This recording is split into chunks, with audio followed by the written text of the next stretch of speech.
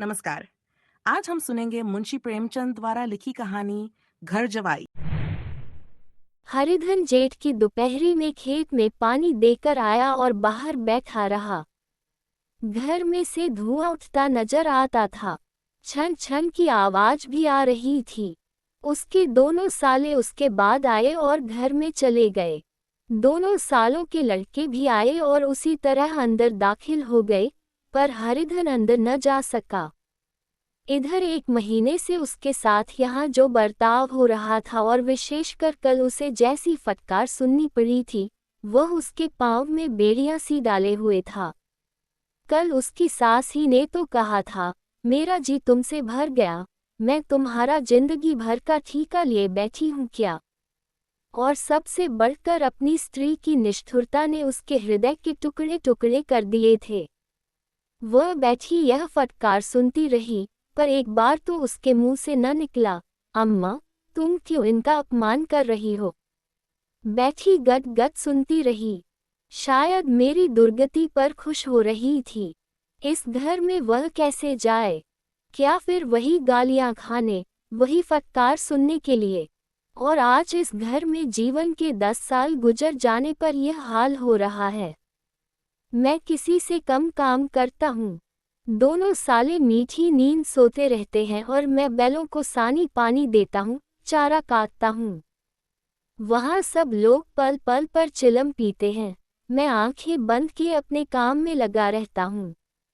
संध्या समय घरवाले गाने बजाने चले जाते हैं, मैं रात तक गाय भैंसे दुहता रहता हूँ। उसका ये पुरस्कार मिल रहा है कि कोई खाने को भी नहीं पूछता, उल्टी गालियां मिलती हैं। उसकी स्त्री घर में से डोल लेकर निकली और बोली, जरा इसे कुएं से खींच लो, एक बूंद पानी नहीं है। हरिधन ने डोल लिया और कुएं से पानी भर लाया। उसे जोर की भूख लगी हुई थी, समझा अब खाने को बुलाने आवेगी, मगर स्त्री डोल लेकर अंदर गई तो वहीं की हो गई। हरिधन थका मांदा क्षुधा से व्याकुल पड़ा पड़ा सो गया। सहसा उसकी स्त्री गुमानी ने आकर उसे जगाया। हरिधन ने पड़े पड़े कहा, क्या है, क्या पड़ा भी न रहने देगी या और पानी चाहिए। गुमानी कटु स्वर में बोली, गुर्राते क्या हो, खाने को तो बुलाने आई हूँ। हरिधन ने देखा, उसके दोनों साले और बड़े साले के दोनों लड़के भोजन किए चले आ रहे थे। उसकी देह में आग लग गई। मेरी अब ये नौबत पहुंच गई कि इन लोगों के साथ बैठकर खा भी नहीं सकता। ये लोग मालिक हैं, मैं इनकी जूठी थाली चाटने वाला हूँ। मैं इनका कुत्ता हूँ, जिसे खाने के बाद एक टुकड़ा रोटी डाल दी जाती है। यही घर है जहाँ आज से 10 साल पहले उसका कितना आदर सत्कार होता था। साले गुलाम बने रहते थे, सास मुंह जोहती रहती थी, स्त्री पूजा करती थी, तब उसके पास रुपये थे, जायदाद थी। अब वह दरिद्र है, उसकी सारी जायदाद को इन्हीं लोगों ने कूड़ा कर दिया। अब उसे रोटियों के भी लाले हैं। उसके जी में एक ज्वाला सी उठी कि इसी वक्त अंदर जाकर सास को और सालों को भिगो भिगो कर लगाए, पर जबत करके रह गया। पड़े पड़े बोला, मुझे भूख नहीं है, आज न खाऊंगा। गुमानी ने कहा, न खाओगे मेरी बला से, तुम्हारे ही पेट में जाएगा, कुछ मेरे पेट में थोड़े ही चला जाएगा।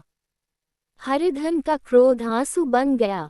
यह मेरी स्त्री है, जिसके लिए मैंने अपना सर्वस्व मिट्टी में मिला दिया। मुझे उल्लू बनाकर यह सब अब निकाल देना चाहते हैं। वह अब कहाँ जाए, क्या करे। उसकी सास आकर बोली, चलकर खा क्यों नहीं लेते जी, रूठते किस पर हो। यहाँ तुम्हारे नखरे सहने का किसी में बूता नहीं है। जो देते हो वह मत देना, और क्या करोगे। तुमसे बेटी ब्याही है, कोई तुम्हारी जिंदगी का ठीका नहीं लिया है। हरिधन ने मर्माहत होकर कहा, हाँ अम्मा, मेरी भूल थी कि मैं यही समझ रहा था। अब मेरे पास क्या है कि तुम मेरी जिंदगी का ठीका लोगी। जब मेरे पास भी धन था तब सब कुछ आता था, अब दरिद्र हूँ, तुम क्यों पूछोगी। बूढ़ी सास भी मुंह फुलाकर भीतर चली गई। बच्चों के लिए बाप एक फालतू सी चीज, एक विलास की वस्तु है, जैसे घोड़े के लिए चने या बाबुओं के लिए मोहन भोग। माँ रोटी दाल है। मोहन भोग उम्र भर न मिले तो किसका नुकसान है, मगर एक दिन रोटी दाल के दर्शन न हो तो फिर देखिए क्या हाल होता है। पिता के दर्शन कभी कभी शाम सवेरे हो जाते हैं। वो बच्चे को उछालता है, दुलारता है, कभी गोद में लेकर या उंगली पकड़कर सैर कराने ले जाता है, और बस यही उसके कर्तव्य की इति है। वो परदेश चला जाए, बच्चे को परवाह नहीं होती, लेकिन माँ तो बच्चे का सर्वस्व है। बालक एक मिनट के लिए भी उसका वियोग नहीं सह सकता। पिता कोई हो, उसे परवाह नहीं, केवल एक उछालने कूदाने वाला आदमी होना चाहिए, लेकिन माता तो अपनी ही होनी चाहिए। 16 आने अपनी, वही रूप, वही रंग, वही प्यार, वही सब कुछ। वह अगर नहीं है तो बालक के जीवन का स्रोत मानो सूख जाता है। फिर वह शिव का नंदी है, जिस पर फूल या जल चढ़ाना लाजिमी नहीं। हरिधन की माता का आज 10 साल हुए देहांत हो गया था। उस वक्त उसका विवाह हो चुका था। वह 16 साल का कुमार था, पर माँ के मरते ही उसे मालूम हुआ, मैं कितना निस्सहाय हूँ। जैसे उस पर उसका कोई अधिकार ही न रहा हो। बहनों के विवाह हो चुके थे, भाई कोई दूसरा न था। बेचारा अकेले घर में जाते भी डरता था। माँ के लिए रोता था, पर माँ की परछाई से डरता था। जिस कोठरी में उसने देह त्याग किया था, उधर वह आंखें तक न उठाता। घर में एक बुआ थी, वह हरिधन का बहुत दुलार करती। हरिधन को अब दूध ज्यादा मिलता, काम भी कम करना पड़ता।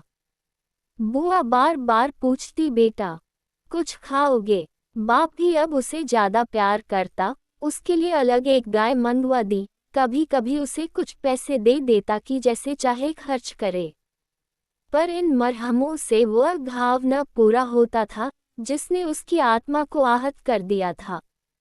ये दुलार और प्यार उसे बार बार माँ की याद दिलाता। माँ की घुड़कियों में जो मजा था, वह क्या इस दुलार में था? माँ से मानकर, लड़कर, ठुनक कर, रूठ कर लेने में जो आनंद था, वह क्या इस भिक्षादान में था? पहले वह स्वस्थ था, मानकर खाता, लड़ लड़कर खाता। अब वह बीमार था, अच्छे से अच्छे पदार्थ उसे दे जाते थे, पर भूख न थी। साल भर तक वह इस दशा में रहा। फिर दुनिया बदल गई। एक नई स्त्री, जिसे लोग उसकी माता कहते थे, उसके घर में आई और देखते देखते एक काली घटा की तरह उसके संकुचित भूमंडल पर छा गई। सारी हरियाली, सारे प्रकाश पर अंधकार का पर्दा पड़ गया। हरिधन ने इस नकली माँ से बात तक न की, कभी उसके पास गया तक नहीं। एक दिन घर से निकला और ससुराल चला आया। बाप ने बार बार बुलाया, पर उनके जीते जी वह फिर उस घर में न गया। जिस दिन उसके पिता के देहांत की सूचना मिली, उसे एक प्रकार का ईर्ष्या में हर्ष हुआ। उसकी आंखों से आंसू की एक बूंद भी न आई। इस नए संसार में आकर हरिधन को एक बार फिर मातृ स्नेह का आनंद मिला। उसकी सास ने ऋषि वरदान की भांति उसके शून्य जीवन को विभूतियों से परिपूर्ण कर दिया। मरुभूमि में हरियाली उत्पन्न हो गई। सालियों की चुहल में, सास के स्नेह में, सालों के वाकविलास में और स्त्री के प्रेम में उसके जीवन की सारी आकांक्षाएं पूरी हो गईं। सास कहती, बेटा तुम इस घर को अपना ही समझो, तुम ही मेरी आंखों के तारे हो। वह उससे अपने लड़कों की, बहुओं की शिकायत करती। वह दिल में समझता था, सास मुझे अपने बेटों से भी ज्यादा चाहती है। बाप के मरते ही वह घर गया और अपने हिस्से की जायदाद को बेचकर रुपयों की थैली लिए हुए आ गया। अब उसका दूना आदर सत्कार होने लगा। उसने अपनी सारी संपत्ति सास के चरणों पर अर्पण करके अपने जीवन को सार्थक कर दिया। अब तक उसे कभी कभी घर की याद आ जाती थी, अब भूलकर भी उसकी याद न आती, मानो वह उसके जीवन का कोई भीषण कांड था, जिसे भूल जाना ही उसके लिए अच्छा था।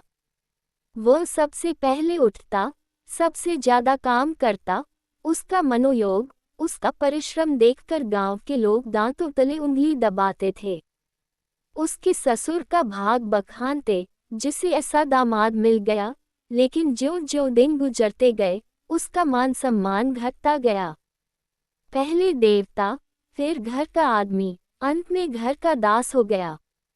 रोटियों में भी बाधा पड़ने लगी, अपमान होने लगा।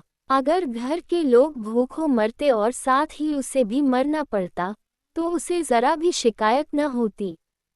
लेकिन जब देखता और लोग मूंछों पर ताव दे रहे हैं, केवल मैं ही दूध की मक्खी बना दिया गया हूँ, तो उसके मन से एक लंबी, ठंडी आह निकल आती। अभी उसकी उम्र 25 ही साल की तो थी। इतनी उम्र इस घर में कैसे गुजरेगी? और तो और, उसकी स्त्री ने भी आंखें फेर लीं। यह उस विपत्ति का सबसे क्रूर दृश्य था। हरिधन तो उधर भूखा प्यासा, चिंता में जल रहा था, इधर घर में सास और दोनों सालों में बातें हो रही थीं। गुमानी भी हाँ में हाँ मिलाती जाती थी। बड़े साले ने कहा हम लोगों की बराबरी करते हैं। यह नहीं समझते कि किसी ने उनकी जिंदगी भर का बीड़ा थोड़े ही लिया है। 10 साल हो गए, इतने दिनों में क्या 2-3 हजार न हड़प गए होंगे। छोटे साले बोले मजदूर हो तो आदमी घुड़ के भी, डांटे भी, अब इनसे कोई क्या कहे। न जाने इनसे कभी पिन छूटेगा भी या नहीं। अपने दिल में समझते होंगे, मैंने 2000 रुपये नहीं दिए हैं। यह नहीं समझते कि उनके 2000 कब के उड़ चुके। सवा सेर तो 1 जून को चाहिए। सास ने गंभीर भाव से कहा बड़ी भारी खुराक है। गुमानी माता के सिर से जूं निकाल रही थी। सुलगते हुए हृदय से बोली निकम्मे आदमी को खाने के सिवा और काम ही क्या रहता है। बड़े साले ने कहा खाने की कोई बात नहीं है, जिसकी जितनी भूख हो उतना खाए, लेकिन कुछ कमाई भी तो करनी चाहिए। यह नहीं समझते कि ससुराल में किसी के दिन कटे हैं। छोटे साले ने तुरंत कहा मैं तो एक दिन कह दूंगा, अब अपनी राह लीजिए, आपका कर्जा नहीं खाया है।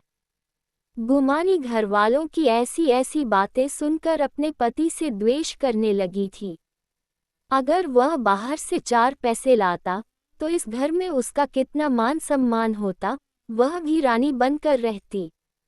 न जाने क्यों, कहीं बाहर जाकर कमाते उसकी नानी मरती है।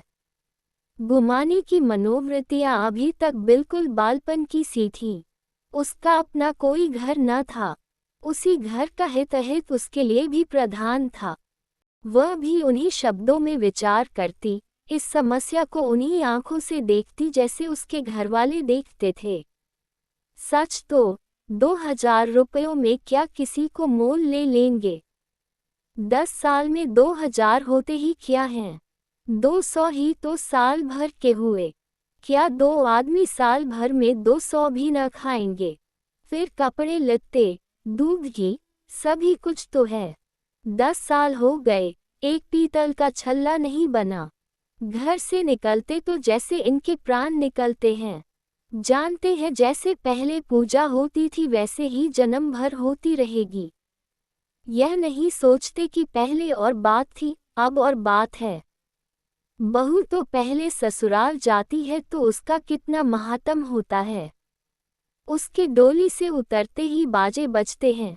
गांव मोहल्ले की औरतें उसका मुंह देखने आती हैं और रुपये देती हैं।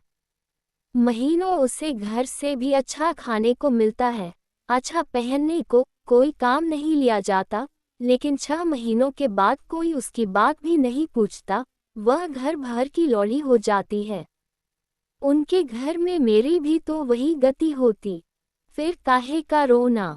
जो ये कहो कि मैं तो काम करता हूँ, तो तुम्हारी भूल है, मजदूर की और बात है। उसे आदमी डांटता भी है, मारता भी है, जब चाहता है रखता है, जब चाहता है निकाल देता है, कसकर काम लेता है। यह नहीं कि जब जी में आया कुछ काम किया, जब जी में आया पढ़कर सो गए। हरिधन अभी पड़ा अंदर ही अंदर सुलग रहा था कि दोनों साले बाहर आए और बड़े साहब बोले भैया उठो, तीसरा पहर ढल गया, कब तक सोते रहोगे। सारा खेत पड़ा हुआ है। हरिधन चट उठ बैठा और तीव्र स्वर में बोला, क्या तुम लोगों ने मुझे उल्लू समझ लिया है? दोनों साले हक्का बक्का हो गए। जिस आदमी ने कभी जबान नहीं खोली, हमेशा गुलामों की तरह हाथ बांध हाजिर रहा, वह आज एकाएक इतना आत्माभिमानी हो जाए, यह उनको चौंका देने के लिए काफी था। कुछ जवाब न सूझा। हरिधन ने देखा इन दोनों के कदम उखड़ गए हैं, तो एक धक्का और देने की प्रबल इच्छा को न रोक सका। उसी ढंग से बोला, मेरी भी आंखें हैं, अंधा नहीं हूँ, न बहरा ही हूँ। छाती फाड़कर काम करूं और उस पर भी कुत्ता समझा जाऊं, ऐसे गधे और कहीं होंगे। अब बड़े साले भी गर्म पड़े, तुम्हें किसी ने यहाँ बात तो नहीं रखा है। अब हरिधन लाजवाब हो गया, कोई बात न सूझी। बड़े ने फिर उसी ढंग से कहा, अगर तुम ये चाहो कि जन्म भर ससुराल में पड़े रहो और तुम्हारा वैसा ही आदर सत्कार होता रहे, तो ये हमारे वश की बात नहीं है।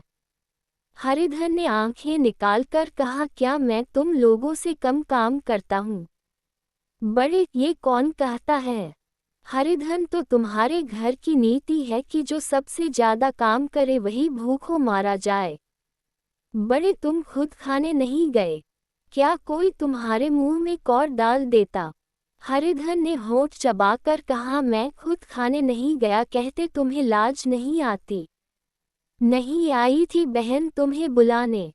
छोटे साले ने कहा, अम्मा भी तो आई थी, तुमने कह दिया मुझे भूख नहीं है, तो क्या करती? सास भीतर से लपकी चली आ रही थी।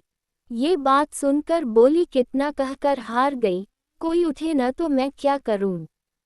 हरिधन ने विष, खून और आग से भरे हुए स्वर में कहा, मैं तुम्हारे लड़कों का झूठा खाने के लिए हूं। मैं कुत्ता हूं कि तुम लोग खाकर मेरे सामने रूखी रोटी का टुकड़ा फेंक दो? बुढ़िया ने ऐठकर कहा, तो क्या तुम लड़कों की बराबरी करोगे? हरिधन परास्त हो गया। बुढ़िया ने एक ही वाक प्रहार में उसका काम तमाम कर दिया। उसकी तनी हुई भवें ढीली पड़ गईं, आंखों की आग बुझ गई, फड़कते हुए नथुने शांत हो गए। किसी आहत मनुष्य की भांति वह जमीन पर गिर पड़ा। क्या तुम मेरे लड़कों की बराबरी करोगे?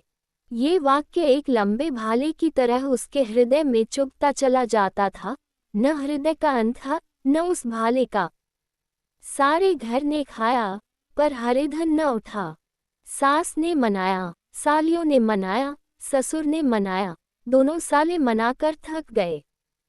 हरिधन न उठा, वही द्वार पर एक टाट पर पड़ा था। उसे उठाकर सबसे अलग कुएं के पास ले गया और वहीं पर बिछाकर पड़ा रहा। रात हो चुकी थी। अनंत प्रकाश में उज्ज्वल तारे बालकों की भांति क्रीड़ा कर रहे थे। कोई नाचता था, कोई उछलता था, कोई हंसता था, कोई आंखें भींचकर फिर खोल देता, कोई साहसी बालक सपाट भरकर एक पल में उस विस्तृत क्षेत्र को पार कर लेता था और न जाने कहाँ छिप जाता था। हरिधन को अपना बचपन याद आया, जब वह भी इसी तरह क्रीड़ा करता था। उसकी बाल स्मृतियां उन्हीं चमकीले तारों की भांति प्रज्वलित हो गई।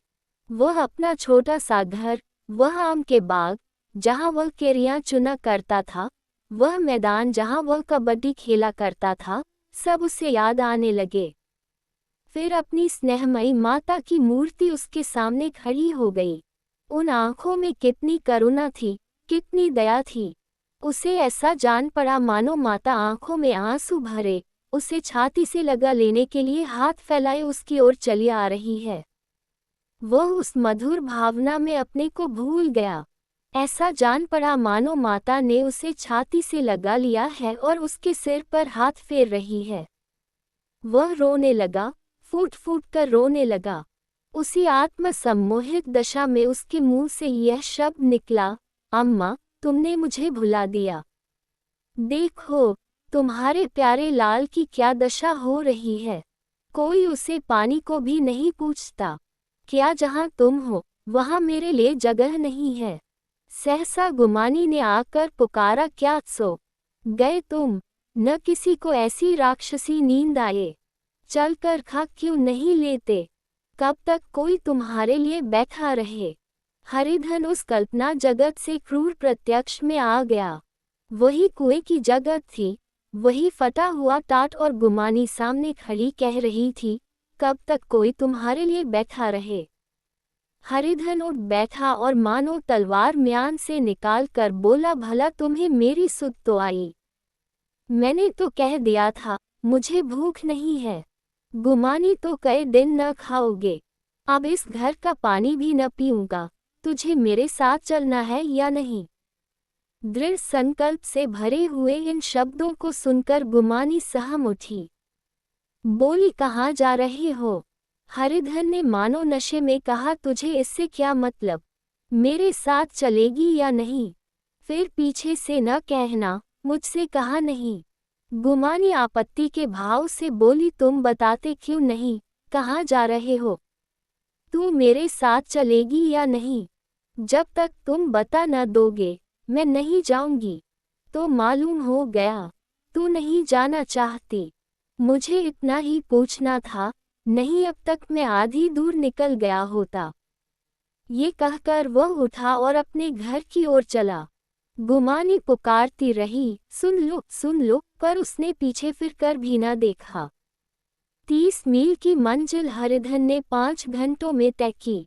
जब वह अपने गांव की अमराइयों के सामने पहुंचा, तो उसकी मात्र भावना उषा की सुनहरी गोद में खेल रही थी।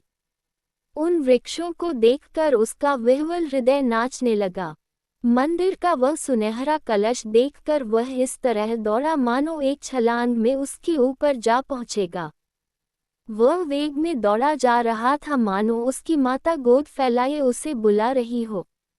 जब वह आमों के बाग में पहुंचा, जहां डालियों पर बैठकर वह हाथी की सवारी का आनंद पाता था, जहां की कच्ची बेरोन और लिसुड़ों में एक स्वर्गीय स्वाद था, तो वह बैठ गया और भूमि पर सिर झुकाकर रोने लगा, मानो अपनी माता को अपनी विपत्ति कथा सुना रहा हो।